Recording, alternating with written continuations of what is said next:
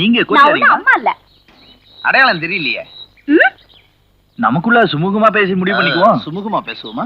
டேய் check book எடு. இந்தா செக் புக்.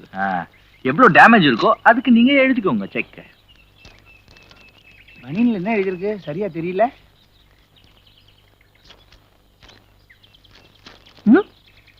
அம்மா இந்த சொல்ற ஒரு இடிக்கு ₹1,00,000.